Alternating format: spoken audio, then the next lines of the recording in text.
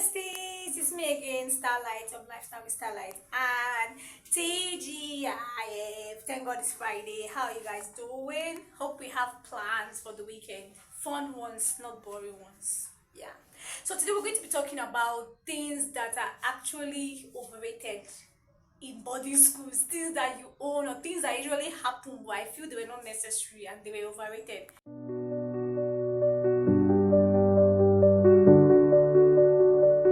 Number one on my list, I'll talk about having a check bedsheet and a white plain bedsheet. Yes, it's overrated. Apart from our normal early morning, laying your bed, going to school, them coming to inspect, Saturday general inspection, that bedsheet was legit useless. Like, sincerely speaking, think about it, Boga girls. Let's think about that thing. Sincerely speaking, like, you own a bedsheet. What is a bedsheet for? For bed, for spreading on your bed, right? For spreading on your bed, yeah. Why? For you to be able to lay down on clean bedsheets. But we're not allowed to lie down on our check and white. And anytime you're lying down on your check and white, everybody will be looking at you like, what's wrong with her? She must be dirty. She must be filthy. Like, there's always this reaction like, what is a bedsheet? Bedsheet is meant to be laid on. Like, I didn't get it. When I think about it, I'm like, why? Like, who made these rules? Who made these rules? Like, okay, because we lay this check and white for inspections, we're not allowed to lay on them. Oh well. Number two, I don't know who made all these rules, but man, if you have just one or two buckets, you're jonesing. Like, if you like say with JJC, if you never get up to 10, 20, 25 to even 100 buckets, as in, I don't know, but there was this thing with them using the amount of buckets you had to rate your capacity in the hostel or something like that.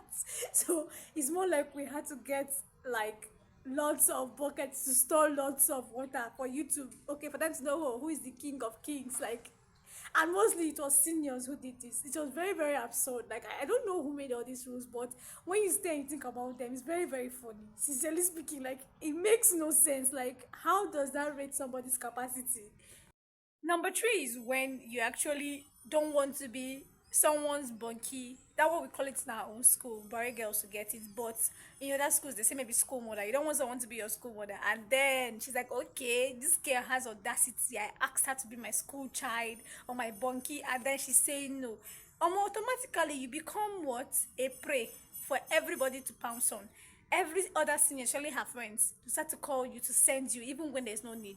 They start to make you do absurd things just to frustrate you. Sometimes they'll go as far as changing your morning duty to send the message like, who made all these rules? Like, who made all these rules? Like, Kai, when you think about it, you'll be like, boarding school sha. Number four is when you're already a senior's bunkie and then you actually want to stop being her bunkie, aka school daughter. You legit will wash her entire basket, even if the clothes are legit clean, and you will fetch her water for the next 1 to 2 weeks, depending on how very wicked and how she wants to frustrate your life. It depends. It all depends, like the limits or the amount of anger she's feeling, but it determines the number of punishment. For me personally, when I was in just one, this particular senior Miss Summer, yeah, her own was that she kept punishing me every night, like legit. Other people will be sleeping, and my work is to come and kneel down in her room, just kneel down. She just want to be seeing me suffering. Apart from the giving me buckets to fetch, giving me clothes to wash, just to frustrate me because I didn't want to be her bunkmate anymore. She was legit punishing me every other night, and then I would end up kneeling down there sleeping. So when I made up my mind and then I went to sleep on my bed, she now said to punish me again, told me to come and start sweeping her class. Well, I told my guy then, and that was the end of her being a prefect in that school. I'm not evil. I'm not evil. I'm not a snitch, but well, I just could not be getting frustrated for no reason. By the way, or PS, anyone you say it, or FYI, she was not originally my bunkie. My bunkie was an SS3. She was a dining prefect, but because my bunkie actually moved from the junior hostel to the senior hostel because of her exams were starting, she was like, okay, please help me and take care of my school daughter, like my bunkie. Next thing, it turned to frustration. The person that was school mothering me was fetching my water, taking care of me. I was in just one, and then she hands me over to you. You don't want to turn me to your personal slave. Who will want to stay there in the bunkie ship? The point of having a bunkie, aka school mother, is for your life to be easy. But opposite was the case. She was making me fetch water, wash her clothes, while she was not doing anything. Like, I don't even know how to say this, but I had every reason to leave that whole arrangement. Yeah, and she had no right to punish me. She was just in SS2. I didn't know if, in fact, let me not go deep into this. Let's move to number five. Number five. Number five. Yeah, there's this thing with, as a junior student, whether you're in just one, you can't climb just two's passage without asking, did any just two please like carry me. There are legit staircase oh, like you can follow to climb the passage, but because you're the junior, maybe you're in just one or you're in just two, you cannot climb your fellow seniors passage, like their classroom passage, without taking permission from one of them, and the person will pull you from the angle you want to climb. Like, you cannot climb through the staircase and walk to the class. You have to go to the front of the actual class you want to enter's door, and then they'll just try to lift you up from there, even if the passage is very very high. Like, that is another thing that I felt was very absurd, because that thing is actually endangering. I've seen people legit fall down in the process of trying to climb from there, or get themselves all dirty and messed up. I don't know who came up with these rules, but when I think about them, they're messy. Like, yes, it makes sense when I was there, but when you think about it, it's very very messy. Number six rule: generally nobody's allowed to eat contraband, but seniors like don't smoke contraband, and then they get in safely because, okay, they are seniors. Juniors cannot talk when we see seniors carrying contraband, but seniors can see contraband from juniors. And then a senior can give you contraband to eat. Contraband are not like maybe, okay, illegal things. They're maybe like chocolate biscuits, yaji, suya. There's some kind of things you're not supposed to have. Big fruit juice. That's what was contraband in our school. Sardine. Yeah. And a senior can just give you contraband to eat. But they will give you that thing to eat. As you're eating it, you'll be kneeling down. Like, who made those rules? Like, okay, you already want to give me this to eat. Why do you need to punish me? Do you get? Some things, like, I don't know, but anyways, they're part of what made boarding school fun, but some of them don't even make any sense when you think about it. Number seven, getting punished for being beautiful.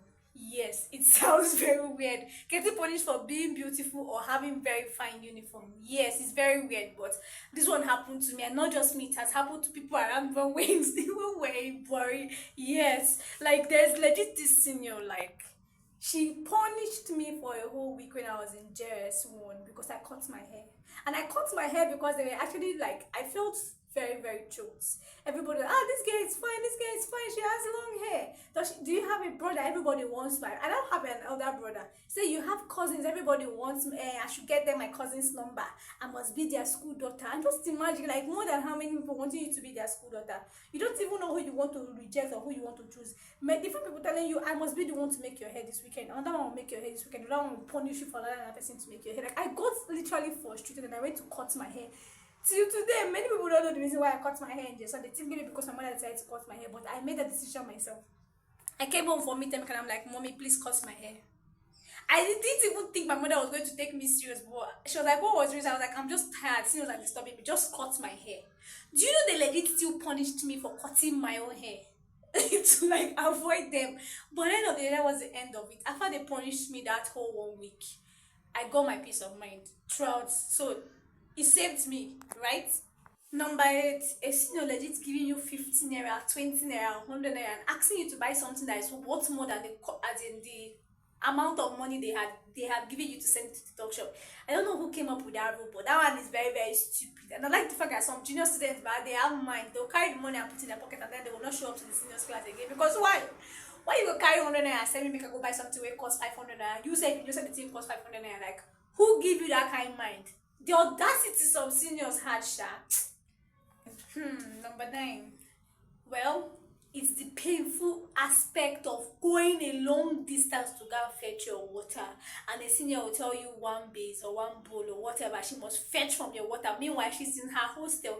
Her bunkie that might probably be your mate or your junior is in the hostel lying down. Then you have gone to the dining hall somewhere far to go and fetch water, and then they must remove one bowl from your water to solve their own problem.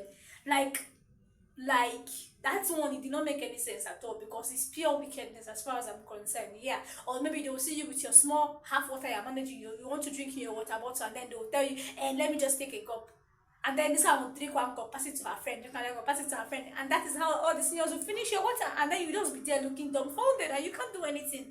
Sincerely speaking, that one was pure wickedness. Like it's that one till today I don't understand it. It makes no sense. That one particularly made me cry with many seniors. Like you trying to fetch my water after I finish suffering, going distance, crying sometimes. I know how many times I've cried because I'm fetching water from long distance because of the pain on my shoulders. Or maybe I'm conserving my small water in my water bottle and then you now come and finish it. You dey pain. No. I'm not gonna lie, you dey pain. Number 10, like this one have made me to cry and wish like I can just become a senior so fast, wish I can just graduate so fast. Like I suffered in junior class because I did not want school mother. And as in, oh Jesus, this morning they pay me because sometimes your junior fit be their bunky, they lie down. They go come your room, come shout one you. Usually during exam period, it can be very frustrating. You have to force yourself to sleep instead of you to read because you don't want to carry water. Then they will come and call you one you. Then they now carry you to the road to go and be transferring their 100 buckets. Like, our body school, sha. Person chop shit, oh. Person see shege. When you think about all this, I saw one of those seniors recently, and I'm like, ah, after all the wickedness, everybody will still end up in the same category. So why do you always feel like you're Lord and God when you're above somebody in class or something? Because me, I got to that stage and I made a personal decision because of how I felt I suffered as a junior student, not to just as in unwarrantedly without reasons just be frustrating junior student. No, if you see me talking to a junior student or punishing a junior student, then they deserved what was coming for them. Yeah, but unwarrantedly me just calling junior student randomly to do things for me, no. I didn't do that. Even my bunkie self, they were tests. Like if you ever were my bunkie, I would not stay and want to treat you anyhow. I'm this kind of person that I think about how something made me feel. And then I refer to that. And then that's what I use as weighing how I'm going to treat somebody or how I'm going to live my life. Yeah. That's what you do unto others will be done unto you. So if you don't want something to be done unto you, don't do it to others. And with that being said, peace.